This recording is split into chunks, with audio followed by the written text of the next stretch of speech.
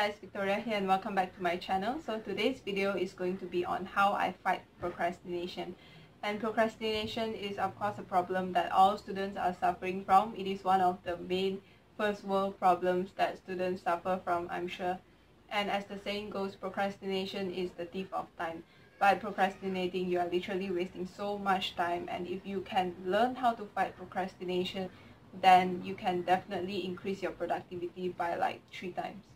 And for me, I usually deal with procrastination pretty well. I don't suffer from it, except when it's near the exam season. So for some weird reason, the closer it gets to the exam season, the more I procrastinate. Maybe because of the stress of the exam season or whatever, but I just noticed this trend.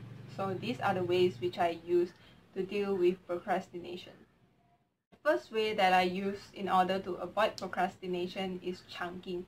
So chunking is the act of breaking large tasks into smaller and more manageable tasks. So for example, if you are revising for topic 2, instead of writing down topic 2 in your to-do list, you can break it down into smaller parts, into topic 2.1, into topic 2.2, 2.3, and instead of writing that you're going to revise for chemistry, you can break it down into doing essay questions, doing objective questions, doing subjective questions. Just break down the task to make it seem more manageable. And also, if you're just writing down revise for chemistry, you're not giving yourself a clear direction on which way you should start. So just sit down and brainstorm on the exact task. Like your task should be incredibly specific. You don't need to like crack your head thinking what to do. When you see the task, you know, okay, this is what I should do. So chunking is a great way. Turn your tasks into small and more manageable tasks which could be completed in a shorter amount of time, and that is one way to deal with procrastination. The second way to avoid procrastination is to plan out your personal time. So there should be a clear border between your personal time and the time that you're using to revise. So whenever you revise, make sure that your revision is 100% and your phone is put away and your mind is completely there in your revision and not somewhere else. And it is so important to plan out personal time because you deserve to have your own time to relax and unwind, whether or not it is the exam season. By planning out your personal time, it is actually a good way to avoid procrastination because you won't be stealing your personal time from your time of revision. So when you've got it down, like, okay, from here to here is my personal time, and then those are the time that I use for revision, just make sure that you abide by what you have planned out, and there you have it, your personal time. So just plan out your personal time to avoid stress, to avoid procrastination.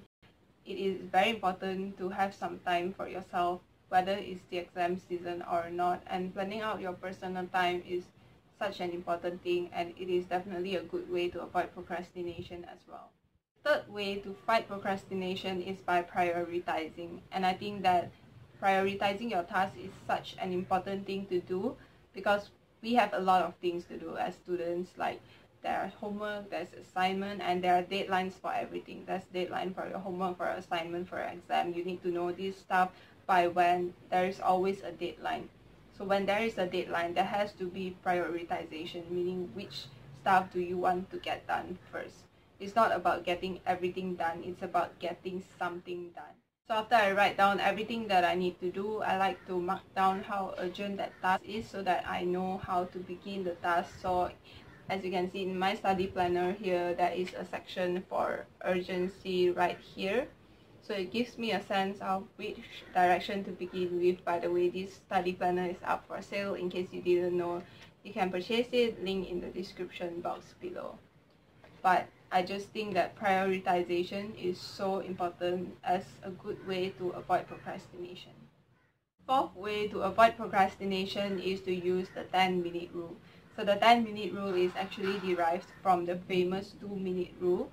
There are 2 ways to use the 10-minute rule. We'll begin with the first one first.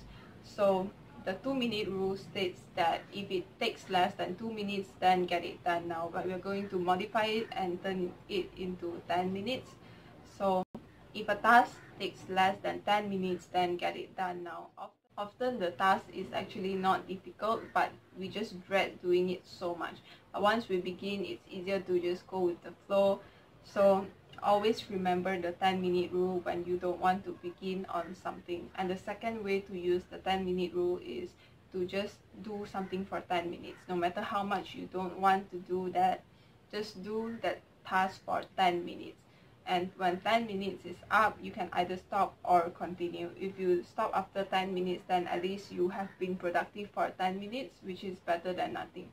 And if you can continue after 10 minutes, then by all means go for it. You can just launch into the productive mode right away and get more work done. The fifth way to avoid procrastination is to find a suitable environment to study.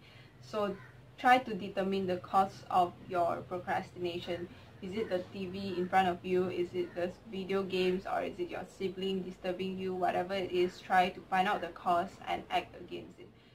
A conducive study environment is definitely very, very important to have an effective study session. So I'm sure you know what works well for you. Do you like to study in a quiet environment, or do you like prefer some background cafe noise or something? Like, just figure it out and try to go to an environment which is most conducive for you. Try to make the study area in your bedroom as conducive as possible, but if you can't, then you can try going to the library, because in the library a lot of people are working hard around you, and that could help to motivate you as well. I believe that if you are in an environment where people around you are just constantly working hard, then it will be difficult for you to procrastinate, because you will feel under pressure to go with them and just like to study and get your work done. So definitely a conducive environment is so important in order to help to fight against procrastination. Sixth way to fight procrastination is to find motivation.